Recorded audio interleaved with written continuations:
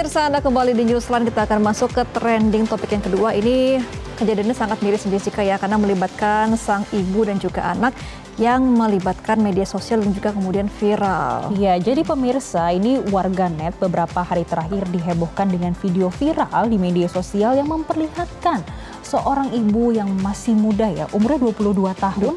Ini melakukan pelecehan seksual terhadap anak kandungnya sendiri yang baru berusia 5 tahun, pemirsa.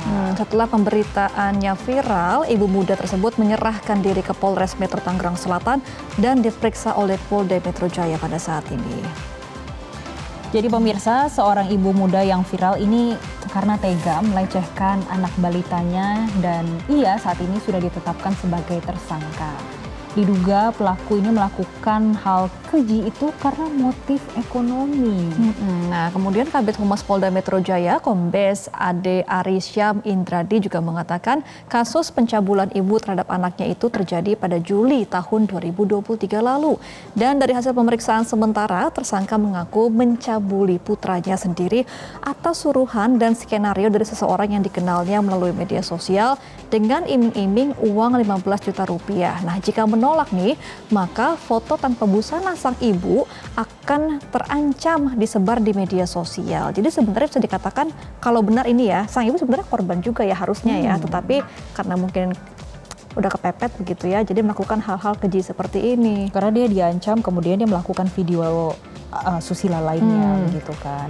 Jadi pemirsa, sebelumnya tersangka memang ditawari pekerjaan oleh seseorang yang dikenalnya melalui media sosial. Namun dengan persyaratan harus mengirim foto tanpa busana.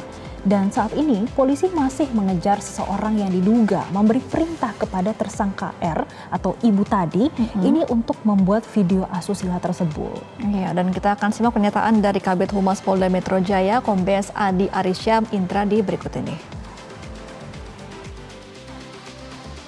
Tahun 2023 pertengahan itu dari sebuah akun Facebook tersangka mengaku ditawari pekerjaan, akan dikasih sejumlah uang dengan syarat tersangka mau men-share, membagikan foto bugilnya pelaku. Dengan alasan ekonomi, menurut keterangan tersangka akhirnya mau menyerahkan foto itu.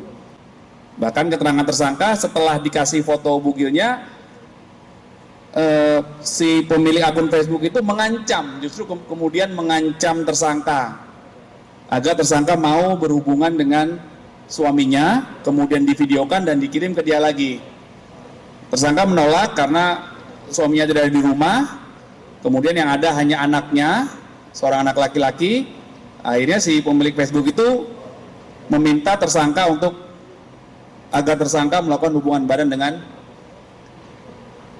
anak laki-lakinya. Jadi kita baru saja mendengarkan kronologi ya, kenapa sih bisa ada video asusila itu tersebar di media sosial dan ternyata itu berawal dari ibunya yang ditawari pekerjaan dulu, kemudian saat itu ternyata dia masih bisa kita katakan dijebak gak sih kalau kayak gitu? Iya, karena kan agak diperas juga sama si tersangka lainnya masih dicari sama pihak kepolisian ini ya. Nah, sebelumnya nih petugas telah menggeledah rumah tersangka ibu muda berinisial R berusia 22 tahun tersebut di kawasan Pondok Aren, Tangerang Selatan. Petugas sempat membawa beberapa barang untuk dijadikan alat bukti. Dan R telah menyerahkan diri terlebih dahulu pemirsa kepada petugas Polres Tangerang Selatan pada Minggu malam. Dan kini kasus ini telah ditangani oleh Krimsus Cyber Polda Metro Jaya untuk penyelidikan lebih lanjut. Dan hingga Senin petang kemarin, penyidik masih mendalami pengakuan tersangka yang terancam hukuman maksimal 12 tahun penjara, termasuk menelusuri akun media sosial meminta tersangka merekam dan juga mencabuli putranya sendiri. Penyidik juga akan memeriksa kejiwaan tersangka, sementara sang anak saat ini mendapat pendampingan dan pemulihan psikologis dari Komisi Perlindungan Anak Indonesia.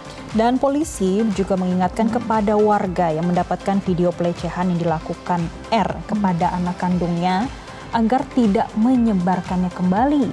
penyebaran video ini dapat dikenakan sanksi pidana pemirsa dengan jeratan UU ITE. Iya, ini juga peringatan banget ya untuk para pengguna media sosial, karena kan memang kadang kita suka latah ya menyebarkan video-video yang seperti ini. Jadi stop di diri Anda kalau video ini dapat. Apalagi sekarang mudah banget ya untuk merepost, kemudian membagikan. Bisa saja lewat repost, lewat DM, bahkan dari sesama aplikasi atau beda pun aplikasi. Ini mudah banget untuk menyebarkan. Tapi itu kesadaran dari kita sebagai warga net sendiri ya. Untuk sudah stop di kita aja, jangan disebarkan lagi. Jelajahi cara baru mendapatkan informasi. Download Metro TV Extend sekarang.